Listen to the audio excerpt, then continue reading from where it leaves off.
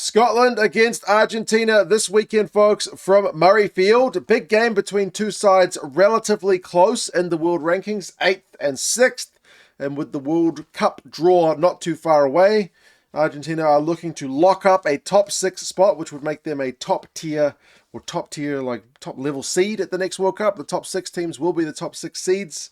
Whereas Scotland, who are just outside that top 6, would love to take some points here and close in, potentially sneak into the top 6 before the end of November. But we'll go through the squads which have been named, some predictions, stats, and you guys can let us know your thoughts. There's obviously a Sunday game, so it's a day later than most of the other games this weekend, which are on the Saturday. I don't mind having a day gap between them. Means we don't have to kind of watch 2 games at the same time or watch one delayed, so that's a good bit of scheduling because at least 2 of the Saturday games are on at the same time, which sucks, boggles my mind. But anyway, let's start with the Scots. They've kept things very stable from the side that lost to the All Blacks last week. I don't blame Gregor Townsend for keeping it stable, though, because they were pretty good in large areas. Like, the front row is unchanged. Pierce Goodman, Ewan Ashman, Darcy Ray. That's an area I thought the Scots were going to struggle last week. They did not.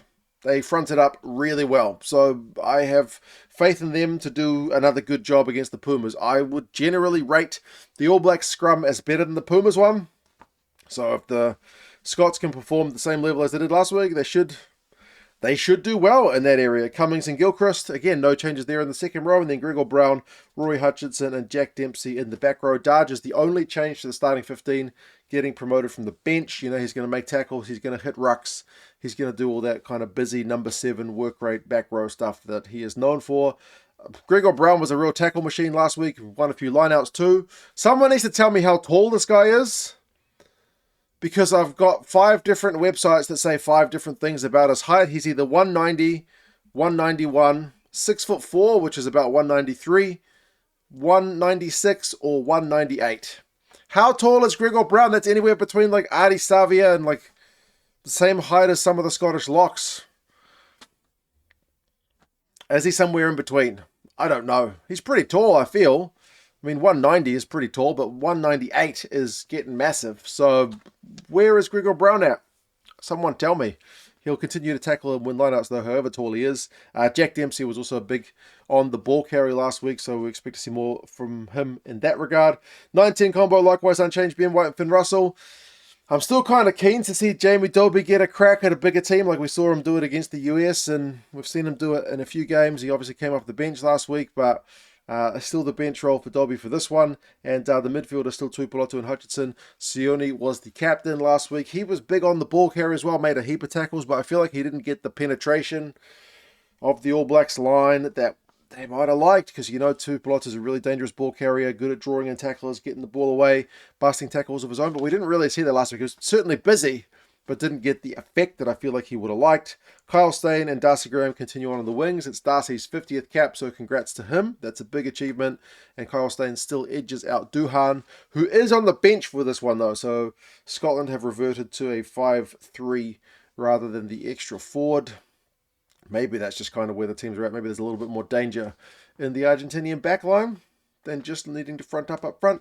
Lee Kinghorn's still there at fullback. He was the kind of key guy for getting their offloads going last week. But yeah, defensively, he'll need to be strong as well, because the Argentinians have got some really, really slick outside backs. Replacements, Turner, Macbeth, and Miller-Mills. So Macbeth comes in for Sutherland, Bayliss, and Fagerson. So there's no real specialist lock replacement. But again, you got Gregor Brown, however tall he is, to potentially fill in a lock if needs be. Matt Fagerson just swap places with Darge, so he drops to the bench for this one. Dobie, Jordan, and Duhan, the 3 backs. So there's certainly some excitement to come off that bench. Good to see Finn fit, because he, went off seemingly a bit worse for wear last week on like the 75th minute. But yeah, he is back starting, so that's good news in a pretty key game. For the Argentinians, they have made, again, a handful of changes, but not a heck of a lot. They've also got a couple of guys getting their 50th caps, but it's Vivas, Montoya, and Delgado. Same front row as last week. Montoya continues to be the captain who leads from the front in terms of getting tackles and winning turnovers. He had like 20 tackles last week. He plays a lot of minutes. He plays pretty deep into the game, so that kind of makes sense. He's got more time to make tackles, but he is such a leader. Petty and Rubiolo is a changed second row. Last week it was Kremer having to fill in because Rubiolo was injured, but Rubiolo is back this week, so it's kind of your big lump at 5, and Petty, the skills guy, at 4. Grondona's up from the bench at 6 to replace Matera. Matera is on the bench, so he's going to add a bit of impact. If you saw that kick that he made last week, it was an absolute peach of a thing, and he was leading the carry for the Argentinians last week, so maybe deserves a wee rest and can kind of be that super sub. Gonzalez, that's Juan Martin Gonzalez, gets his 50th cap. He's one of the 2 guys getting the 50th, so big congrats to him too. He's a wily line-out operator, so you really need to watch that guy. I do feel like he's got one of the better overall skill sets of loose forwards in World Rugby. And then Oviedo, I feel like we'll have to up the carries in the absence of Matera, but he's very adept at doing that. The 9-10 combo, which I was a little bit worried about last week against Wales, Benitez Cruz and Priscantelli, played really well. Priscantelli was phenomenal. Like, scored a try, set up a try, was getting heaps of attacking meters and whatnot. Scottish fans will be fairly familiar with him from his URC days. Yeah, he proved a really big danger man against Wales. It's obviously going to be a step up against Scotland at the moment. No respect to Wales, but I mean, Scotland are just several positions higher than Wales on the world rankings right now. And yeah, defensively tend to be a bit more solid than the Welsh, but we'll see how he goes. Been promising signs early. Chocobares and Moroni is the midfield. So Moroni, the veteran, comes back in. I thought maybe his Pumas days were done, but he is back in there, really versatile guy. Still fills in on the wing every now and again.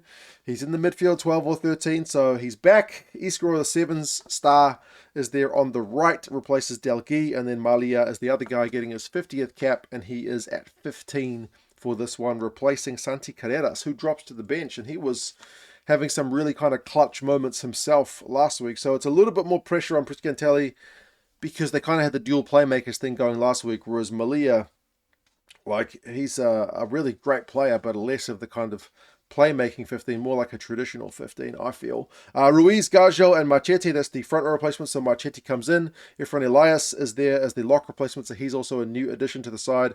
3 back replacements, Mojano, Carreras, and Picado. So a bit of tinkering, but not wholesale changes from the Argentinians as well. Some stats. Last week, I remember I mentioned like the kind of lack of penetration from Tuipulotu. It wasn't just him, it was the team overall, because it's their lowest kind of meters per carry game of 2025 for Scotland, barring I think the Ireland Six Nations game. And Ireland always bloody tend to keep the Scottish attack quiet. Yeah, last week was similar.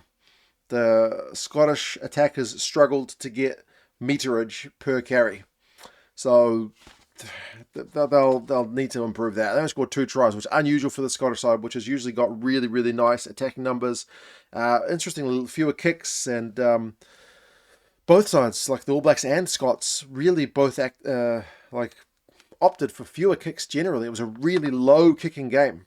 Most other games had more kicking by half time than we saw in the entire Scottish All Blacks game, but I did feel like that made the game kind of easy on the eye. I enjoyed it. Argentina, they've toned down their kicking game, interestingly, since the early start of the season where it was against like the British and Irish Lions against England. Their kicking numbers are reducing. So they are backing themselves to play a bit more, and we saw that from them a lot in the Rugby Championship as well. And in the game against Wales, they're a team, if they see it's on from their own 22, they are going to back themselves to do something good, and they've got the players to do it. Doesn't always work out, but they've got some real danger men, guys. I mean, did I even talk about Mateo Carreras with his 4 line breaks on the left wing? I totally forgot to mention him. Dude was unbelievable. Unbelievable last week. Yeah, give him any space, he's going to make you pay. Last week, defenders beaten were nice. Line breaks were nice. But, yeah, whether they can do it against Scotland will be a really interesting test for them too. Recent history between the sides is kind of tit for tat. Scottish win, Argentinian win. Scottish win, Argentinian win, Scottish win. So Argentina are due for a win if they're going to kind of keep up this pattern of you win 1, I win 1. But the average score is 29-21 to the Scots. Most of their games are close, but there's one back in 2022 where Scotland won at 29-6, which kind of blows out the average. Likewise, last game in 2022 was 52-29. So there's a couple of blowouts there. The other ones tend to be a wee bit closer between these sides. Scotland are the favourites for this one. 4 points with the Rugby Forecast algorithm and 3 points with the bookies. So home advantage maybe outweighs positions in the Rugby World Rankings. Andrew Brace, the Irishman, is the ref for this one. Fingers crossed he has a good game. But yeah, it feels like it's going to be a tasty one because it's predicted to be within a score come full time. But yeah, Rugby World Rankings and World Cup draw spots on the line. You guys let us know your thoughts on how this one is going to go. 3:10 afternoon kickoff, 4:10 in the morning for me. I'll be getting up to watch it. Hopefully it's a good game. You guys take care of yourselves. Subscribe to the channel if you haven't done so already. And yeah, I'll talk to you guys again soon. See you later.